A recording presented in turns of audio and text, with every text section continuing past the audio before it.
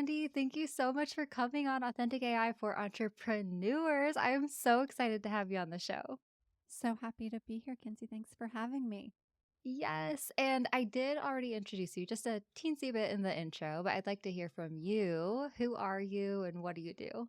Sure, we're going to talk about human design. So I'll tell you my human design first. How about Love that? it. So Yes. I'm a manifesting generator. For those that are new to human design, we'll talk a little bit more about what all of that means in just a Mhm. little bit.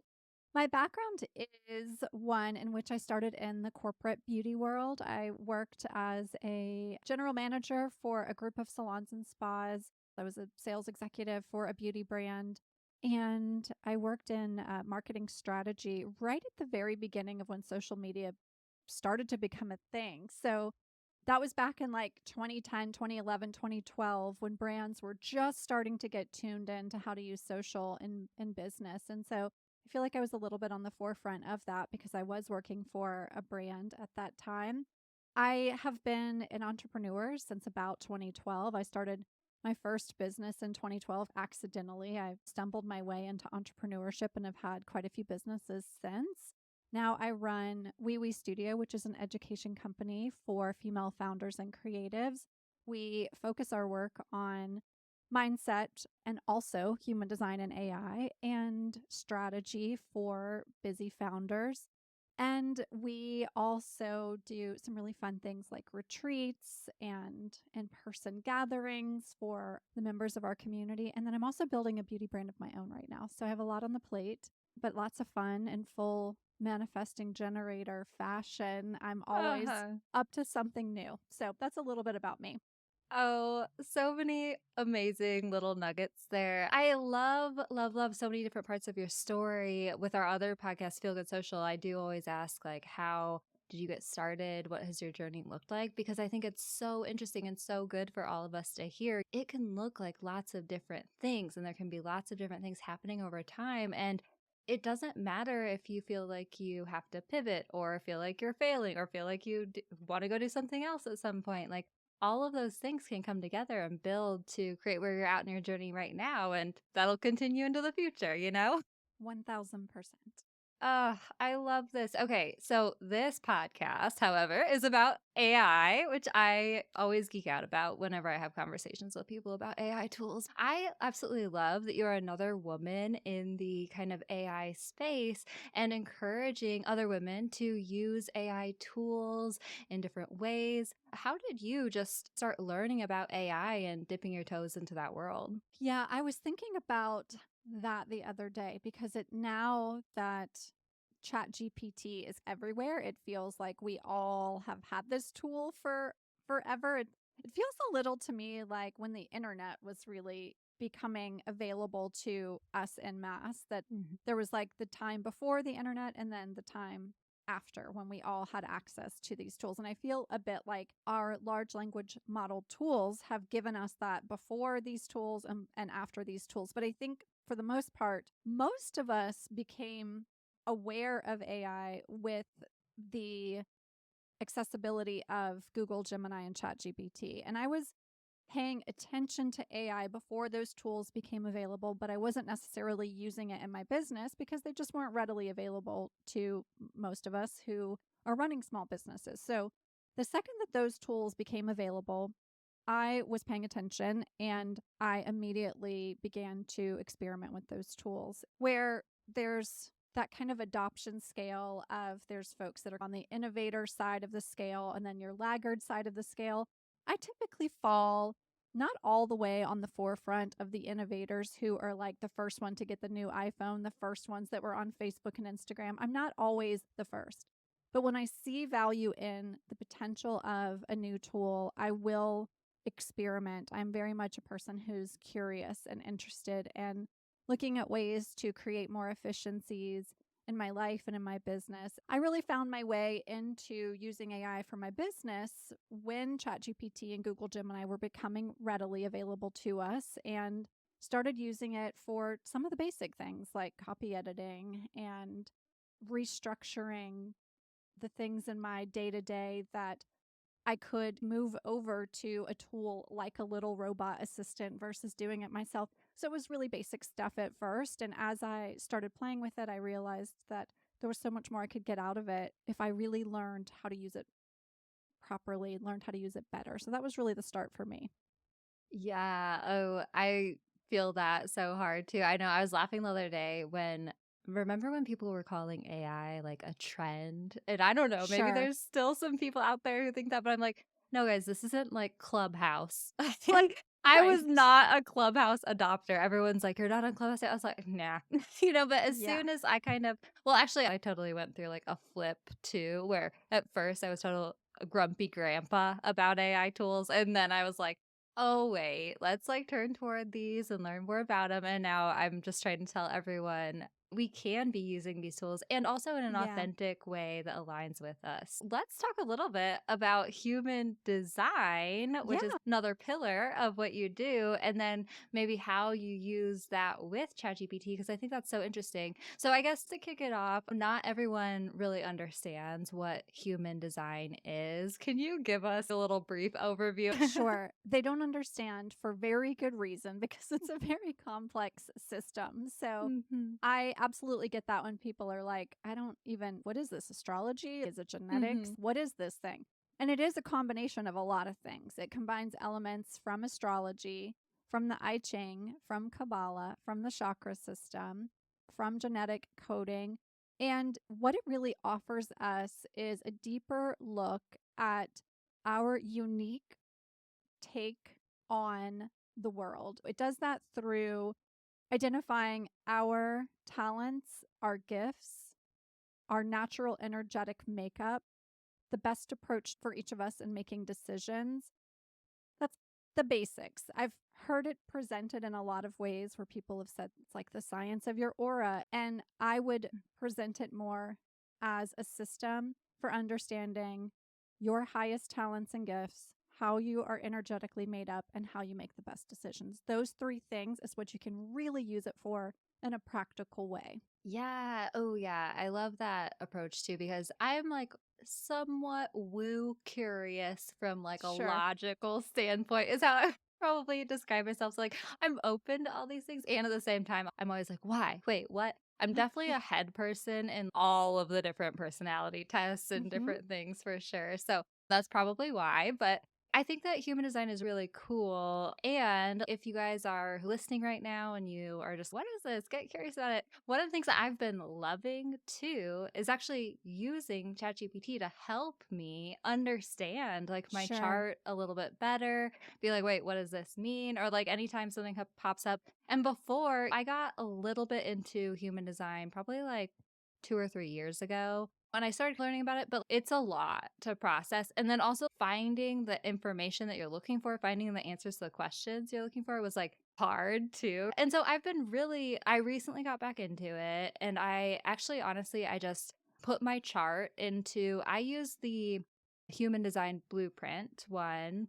And then I just literally screenshotted my chart and I sent that screenshot to ChatGPT and it gave me an analysis. Then I did my husband's. I was like, how can we work together? How can our designs work together? Then, of course, my mom was visiting and I did our entire extended family because we had to know about all of our relatives. But anyway, that's how I started dipping my toes into like human design. And then having ChatGPT help me along in the learning process. Like, what has it looked like for you using ChatGPT in conjunction with this? Yeah, that's a really smart approach because ChatGPT, Google Gemini, these language models are getting smarter and better at analyzing human design all the time. I've been testing human design with AI from probably day two of using these tools. And at the beginning, it was a little suspect. I was like, they don't really know the things.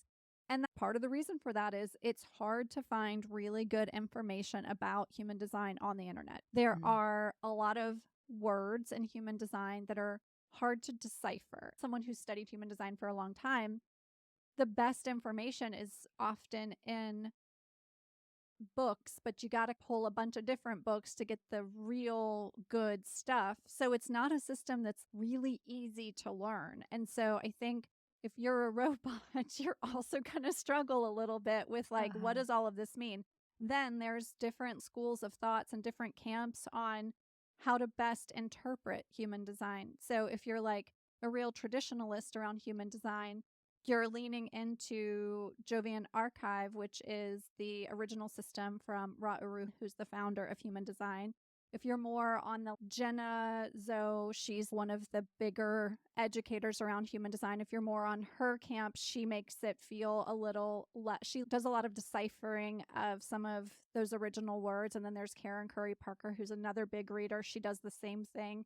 So there's these different styles of analysis that make it a little harder to know exactly what you're looking at. I think now we can really use AI to do a lot of exactly what you did with your chart and your husband's chart and your family to get more data on what exactly all of this means in your chart, because there's so much to look at in a chart. When you look at a human design chart, there's a body graph in the middle, and then you have these numbers on either side of the chart. They each mean something very specific.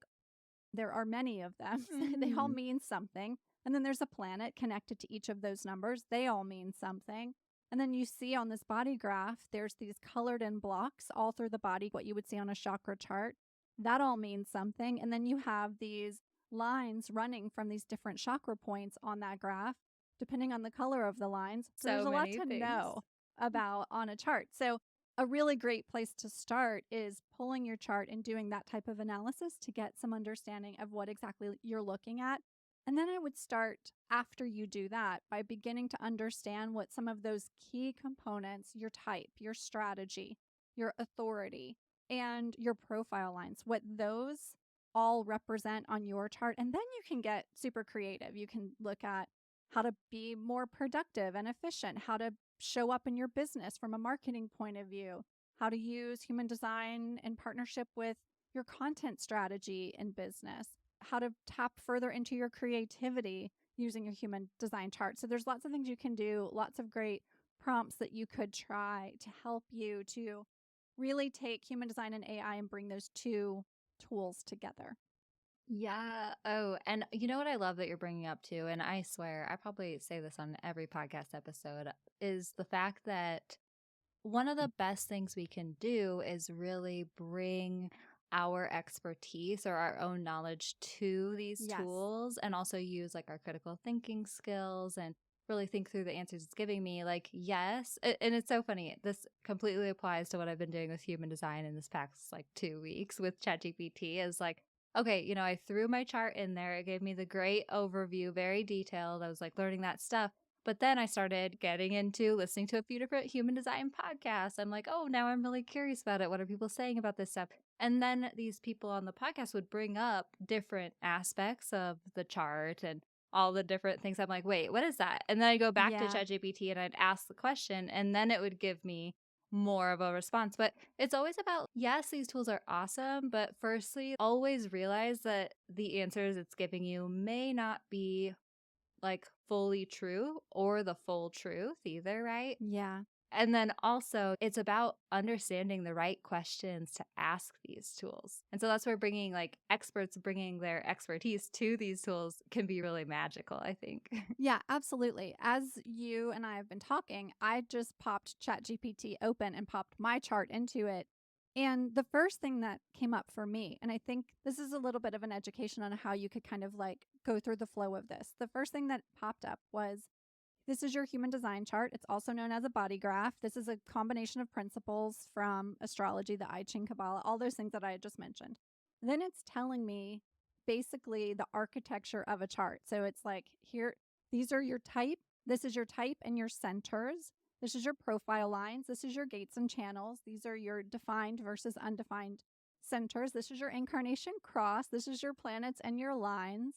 Then it starts to go into specific analysis, but it's not saying a lot about me. And it actually, as I'm looking at it, has got a couple things wrong. It's saying I'm a 6-1 manifesting generator. I'm actually a 1-3 manifesting generator.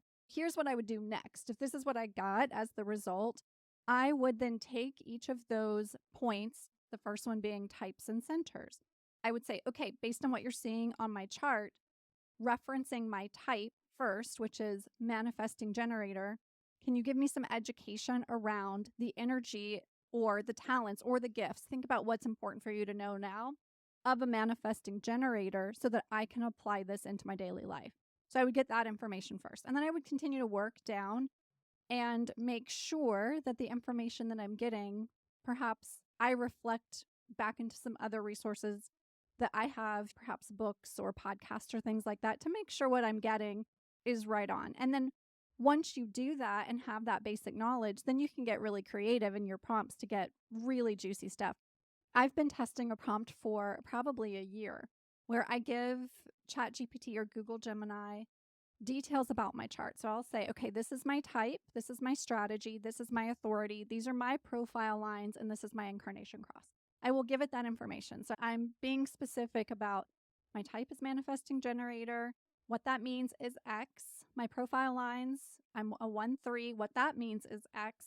So having that information about me, plus looking at a picture of my chart, can you help me to create a calendar for my week using my energy, talents, and gifts in the best way possible? Then I will go a bit deeper and I'll say, here's a typical snapshot of what my week looks like. And I'll pop in a picture of my Google Calendar. Let me know based on what you're seeing where I can make adjustments to my work week. And that has been incredibly cool to see that sort of the result that I get there. Oh, I love that so much because exactly. Okay, this is, guys, listen to this, right? It's not just using this tool to explore your chart more and learn more about human design or yourself or whatever. It's applying the Mm-hmm. techniques and taking action on them and making it work for your life, right? So that is so awesome. What has been some of the suggestions that ChatGPT has for you? I know that I'm a projector, and so I know that could definitely be probably a good idea for me, honestly. Yeah, as a projector, you should definitely do that because you're not supposed to work the standard 9 to 5 that we've been programmed to believe is how we work.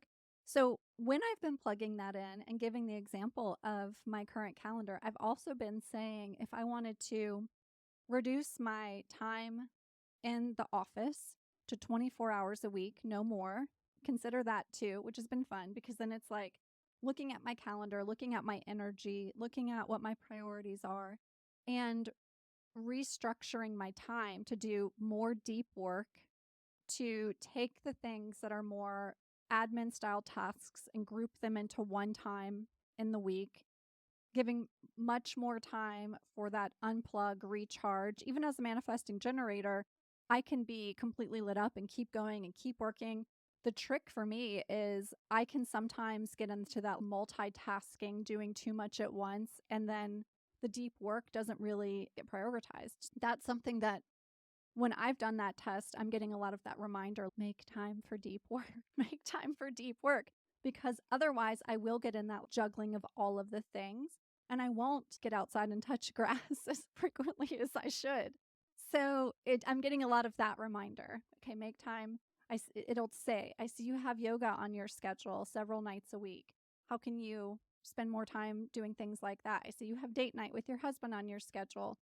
Could you add an additional date morning with your husband? It's giving recommendations like that based on what it's seeing. It's nice to see this new perspective from a different point of view around how I could best use my energy and prioritize what's important to me. Yes, I have to ask you because I've seen you doing this on Instagram. I have seen you also using prompts as, or like your human design with ChatGPT and prompts as a way to craft content or make suggestions for content creation and stuff like that. Can you talk to us about that? Totally. It's probably my favorite thing. And I have so many members of my community that come in for this part because Hmm. it's one of the things that I think a lot of us in business struggle with is creating content that's getting the result that we want to get. When I ask women, tell me how you feel about using Instagram. 9 times out of 10, it's a little bit of an eye roll or a sigh that like I know I have to do it, but it's not like a great time for me. It's not Hmm. like I'm getting lots of joy out of having to create content.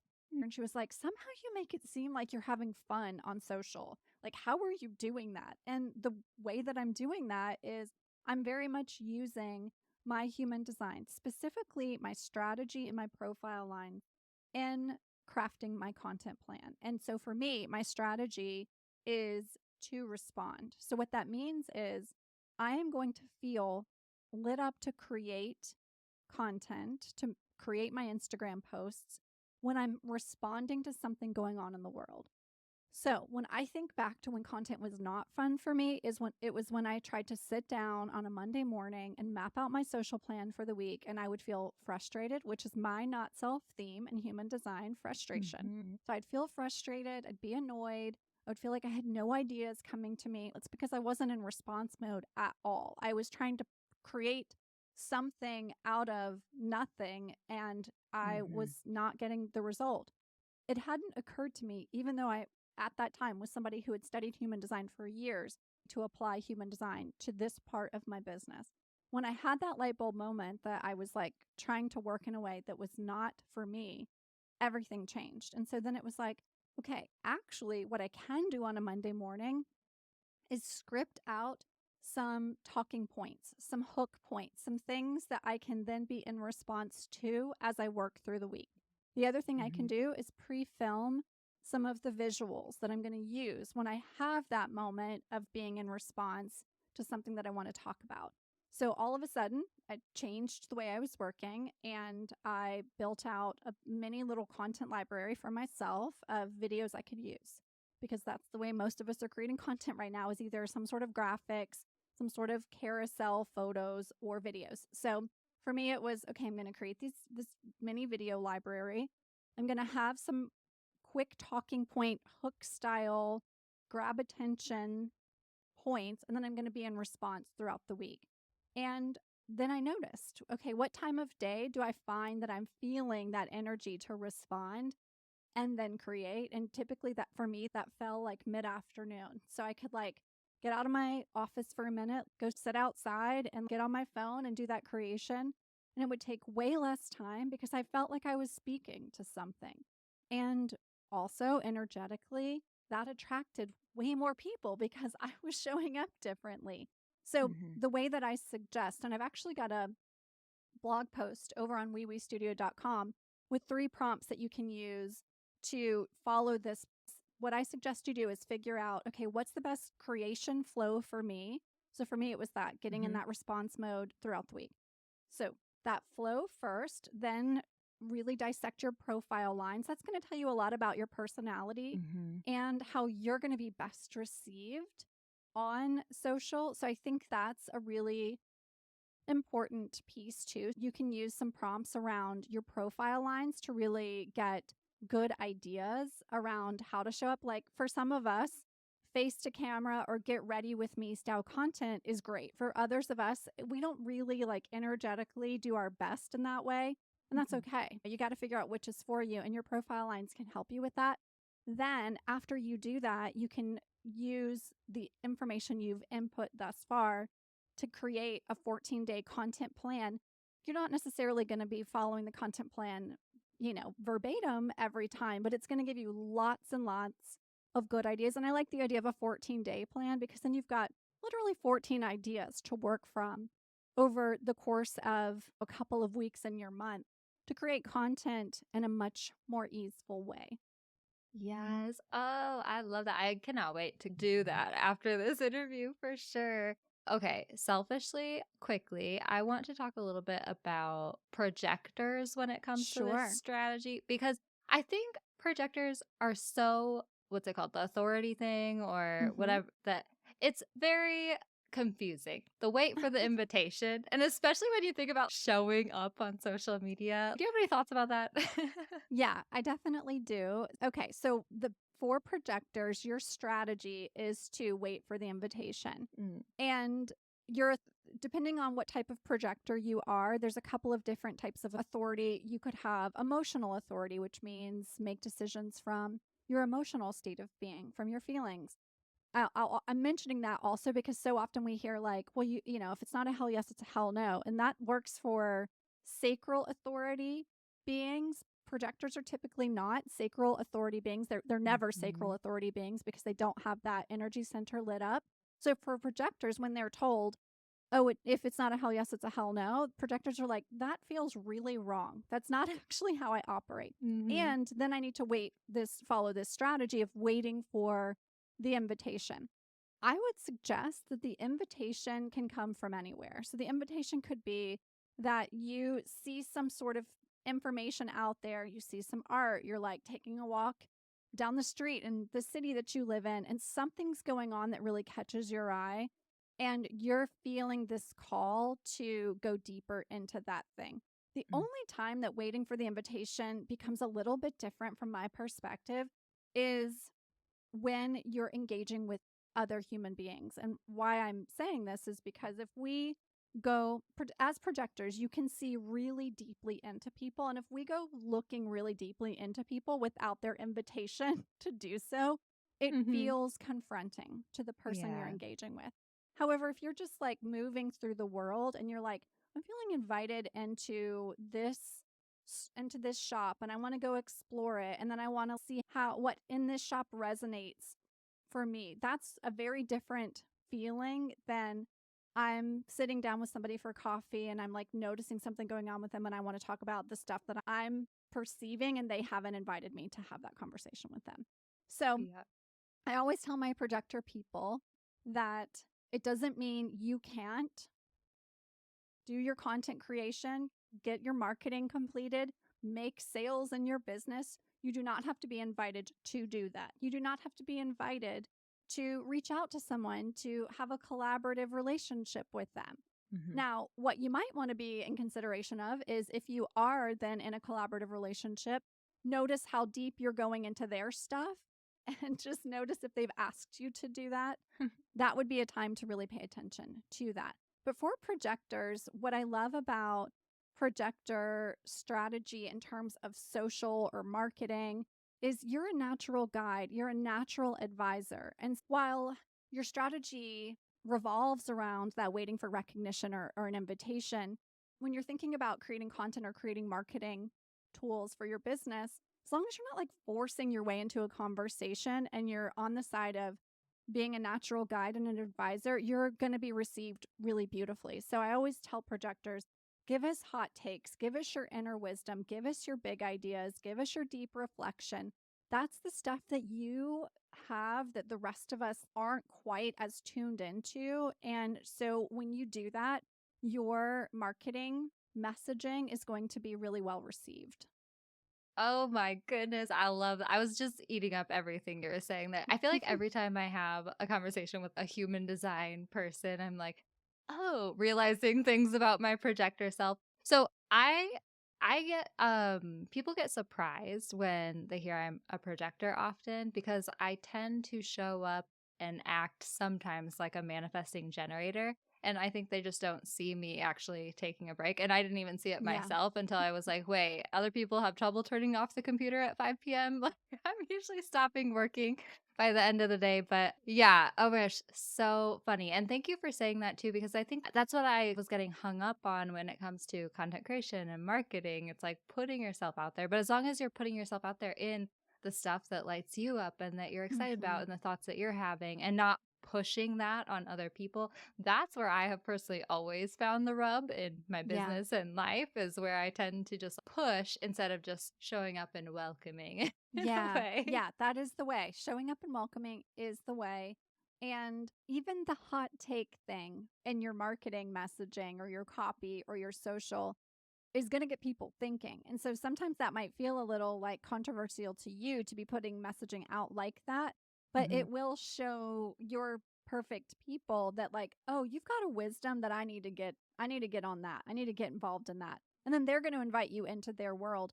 And then I would just remember this too. Like when we're thinking about like basic things like Instagram, if somebody's following you, they've invited you into their world. That invitation has Mm. happened by their commitment to being in your space. So then you Yep. can share what you feel called to share because they've showed up and asked you to give it to them. Go for it. Oh, I love that flip that you literally, that simple thing that you just made for me. I'm like, oh, yeah, of course. Oh, and one other thing that popped up for me too when you were just talking before was I've always thought about the invitation being as like coming from other people, but it also sounded like you can be invited by kind of an experience or an idea of some sort. And that really resonated with me because I do feel like all of a sudden I feel like invited into like thinking about this. And I'm like, oh, now I need to share about this and stuff. And I feel like I didn't realize that was a thing either. Yeah, I am very much someone who feels like in systems like astrology or human design and a lot of these like more woo woo type systems that sometimes we can start to lean into like superstition. And so like I have a projector best friend who's like, well, I can't, she feels like she can't do anything unless someone has directly extended her an invitation into that particular thing. So she's like, well, I can't create a new product for my business because no one's asked for it yet. I'm like, well, have they not asked for it yet? Like, are they Hmm. asking you questions that would lead you to creating that product? That's the invitation. And she's like, oh, well, yeah. But I was like, in this like superstitious style of thinking, she's like, but if I do it and no one said, I want that exact thing, will you make it for me? Then is it going to fail?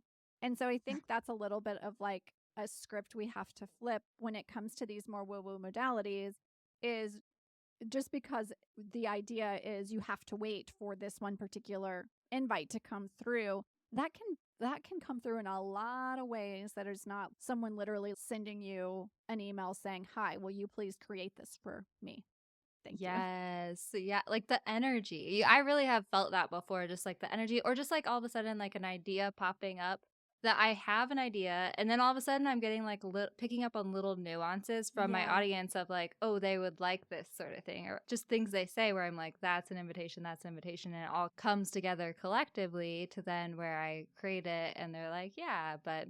Oh man. Okay. So I just have to tell you this real quick too before we hop off because I know it's coming up to time. But I am a what's it called? Talk it out authority. And so hmm, it's hilarious for me with the podcast and stuff. Like I always feel so lit up having these conversations and stuff. yeah, But I love yeah, what you said about leaning into your profile lines and your authority and your strategy. Like all three of them make yes. up how you can create content and show up in your business. Totally. And for projectors, so if you're a projector and you're listening and you're hearing that talk it out piece, talking it out for you is so important. Having someone you can soundboard with. My husband's a projector, so I know this very well that when he comes to me like at the breakfast table in the morning and I need to like work through this idea, he is not asking me to solve it for him. He's not actually asking for my recommendations. He needs to soundboard. He needs to hear Hmm. himself say it and then have it reflected back to him what he already knows. And so that's one of those very little things that just in personal relationships, business relationships, if you know you're in a room with a projector and it feels like they're doing a lot of soundboarding, it's because that's how they need to hear themselves move through things to make the best decision for themselves. Okay, and I have to bring this up to you too, lady, because I mean, it is authentic AI. I have been using ChatGPT so much for soundboarding Mhm. as a talk it out person. Like, that's one of my favorite ways. I feel like, honestly, when people are like, how do you use ChatGPT in your business on other podcasts and stuff? I'm like, all these different ways. But what's the way that I use it the most is to literally like just talk out anything where I'm like feeling Yes. stuck or hesitation. And it's allowing me to be so much more productive, just that one little thing, because I'm not like waffling on a decision. My mom calls me like the most indecisive person ever, but it's not that. It's like that I need to talk her ear off first before I Hmm. make a decision on something. Yeah, that's so good. And I, as someone with manifesting generator type, when I'm using Chat GPT, especially in content creation, and I need to be in that response mode, I'll do that brainstorm where I'm like, I'm thinking about this. What do you think about this? And then I get something back and I'm like, this is how I'm responding to this. This is coming up for me. What if I did it this way? And it's literally just me having this tool to get in response mode with through a brainstorm. So I love that's how you're using it. And then that's how I'm doing it for myself. Oh my goodness. I love this so much. I could totally just talk your ear off for another hour, but I'm going to stop us here because, boundaries. But thank you so much for coming on and sharing your wisdom. Can you share with everyone how they can connect with you and find out more about you? Because I know they'll want to. Yeah, absolutely. So my education company is We Studio. It's OUI, like the French word yes, and then we, like you and me. So OUIWE studio.com. You can find me on Instagram at wee girl. And I also have a podcast. It's called The Unschool. I have a whole series on using human design in your business. And a lot of that series also includes prompts for using AI in partnership with human design. So I'd encourage you to go check that out too. Awesome. Thank you so much. Thanks for having me.